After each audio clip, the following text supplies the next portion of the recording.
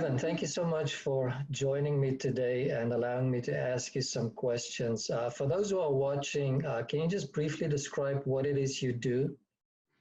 Um, I'm a paramedic with Atlantic Health System and St. Clair's Health System in northern New Jersey.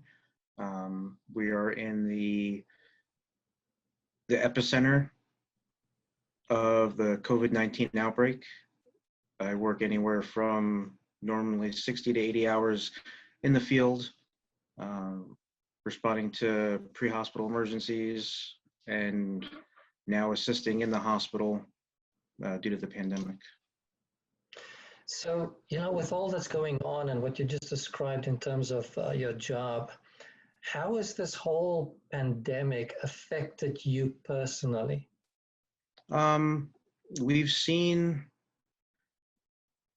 a lot more death than we're used to.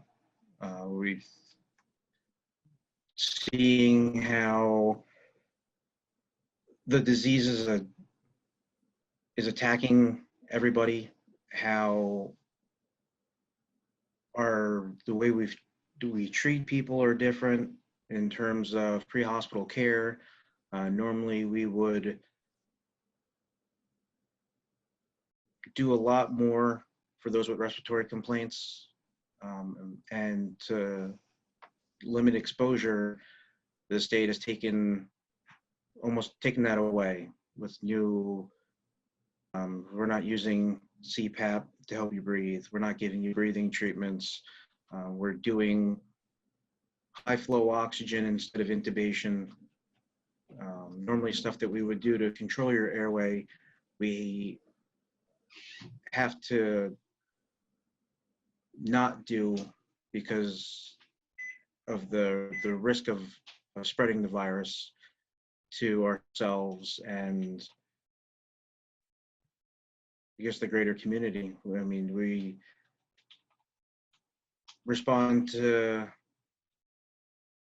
people's houses and we have to gown up in Tyvek suits and that we reuse and clean, but they're single use only because we don't have the resources. We use respirators that are single use only, but we have to disinfect them every time because we don't have enough. And normally when we would run right in and treat you, we can't anymore. We have to spend 5 to 10 minutes to get gowned up, to put on all of our personal protective equipment, only bring in what we need so that we don't contaminate all of our gear. Only one provider goes in instead of the 2 providers that are there. And there's a significant decon time afterwards where instead of going right back into service after restocking, we have to spend up anywhere half an hour to an hour cleaning our equipment so we don't infect ourselves or the next patient. And normally the police officers would get there first and begin first aid, and they're not going in until we show up. And that could be anywhere from 5 to 30 minutes after you call 911 for help. And a lot of patients aren't going to the hospital and because they're afraid of getting sick. They're afraid of getting the virus and they're not treating their regular medical needs because they're afraid that they're going to contract this virus. And we're seeing a lot of patients who don't have their medication because they can't go to the pharmacies. And a lot of patients who are discharged home with the virus because there's only certain things that the hospital can do to treat the virus. It's either you manage your symptoms at home or you get intubated and put on a ventilator. And we're seeing a lot of those patients at home and we can't bring them to the hospital because either they don't want to go or they don't meet the criteria to be intubated. So unfortunately, they have to sit at home and ride out their symptoms. And there's treatment plans that we give them and the hospital gives them. And it's difficult for them to have to manage their symptoms.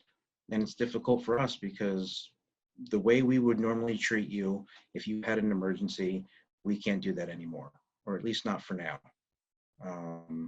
And it's the death rate is extreme. You know, everybody sees everything on the news and they don't believe it, but as someone on the front lines being there, this is serious, and I'm afraid to bring it home to my family, and I'm afraid of my family going out shopping and then they're like, oh, it's just the news blowing it out of proportion, but they don't see what we see. They don't pronounce 10 to 15 patients in the field dead because of the virus, and those patients aren't counted in the numbers. The only numbers that we see that are published are the numbers that are that are from the hospital. And you know, the numbers are greater, the death rate is greater, and we're all afraid that people aren't going to recognize the severity that we're in. That sounds like, you know, that's a lot. That's a lot that you just said. What concerns you most when you look towards the future? My biggest concern as we look towards the future is reopening society, you know, opening or lessening the restrictions of staying at home and going out without a mask and meeting in groups and not respecting social distancing, because with the social distancing and the masks and the self-quarantine, we're able to bring the numbers down. We're able to limit the spread. And our biggest fear is as soon as we're finally bringing the numbers down and starting to get control over this, there's going to be another surge. You know, the trends are coming down and it's great. And if we just had a bit more time, we could stop the spread. And now when everything starts to open back up and people start being lax about their sanitation and their quarantine and their distancing, it's going to go back up. And this is going to happen all over again. Is there anything that gives you a hope in the midst of what's going on? These success stories give me hope. Seeing a patient who's been diagnosed and not dying from it, you know, actually beating the virus, that gives us hope, you know, that this is something that we can beat, that this is something that people can get better from. And that's the biggest hope. Is yesterday while at work, I was outside deconning my equipment and a patient was discharged from the hospital after spending 2 weeks, and she came off the ventilator, and seeing her reunite with her family out in the parking lot, I mean, that right there gave us hope that we can get through this. You know, that there is an answer. There is not a cure, but you know, it's seeing people get through it.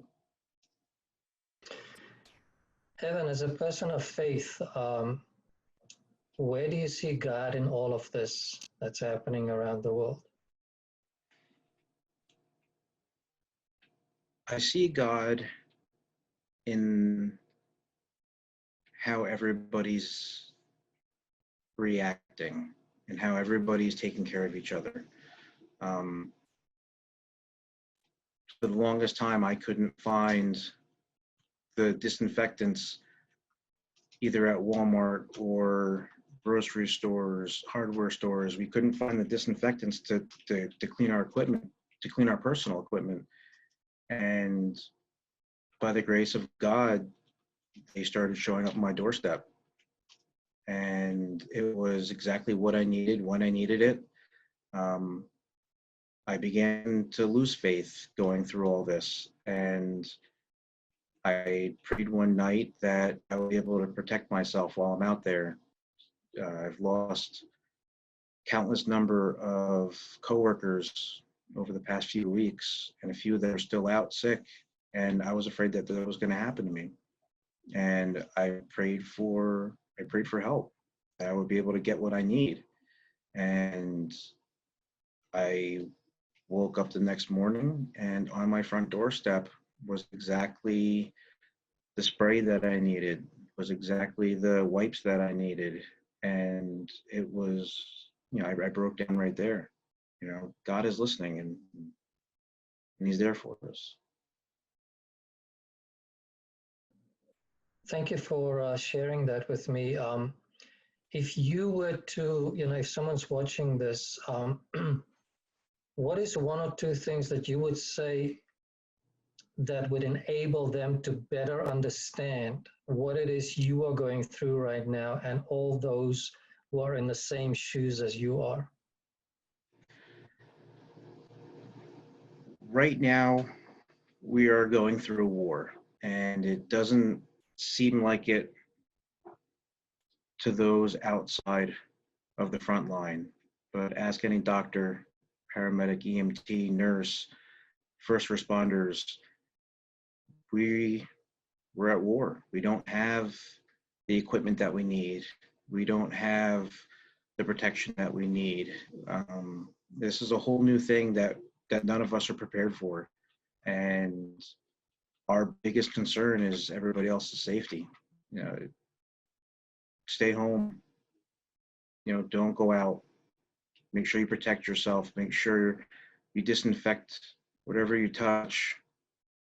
Wearing gloves does absolutely nothing but spread the virus, because this virus is airborne. And if you were wearing gloves, you pick it up off of one surface and you move it to the next. Wear an appropriate mask and allow us the time for us to heal. We're all on edge, and we're all nervous. So, that's it. I saw a post you put on your Facebook a while ago, of just how sore your face gets from wearing a mask, and subsequently I've seen some pictures of people who have to wear a mask the whole time, and just, what their faces start looking like, something like that seems insignificant, but, it's just an indication of what you guys are going through. So my last question to you, Evan, is how can we pray for you and for all those whose situations are similar? Pray for strength, that encourage that we can get up and we can go to work, that we can do the job. Pray for healing for us, for not just our faces, from the pressure from the mask and the irritation from all of our equipment, but for not if we get sick, but when we get sick, and for our coworkers who are sick, and for the families of the coworkers that we lost, and just for understanding and safety, guidance, because these are tough times and we're all afraid. Well, I really appreciate what you do, and I'm thankful for you and the countless others who are putting their lives at risk, at this time. And so thank you for just allowing me to zoom in just a little on what life is like for you during this crisis. I really appreciate it, Evan. Thank you very much, Pastor.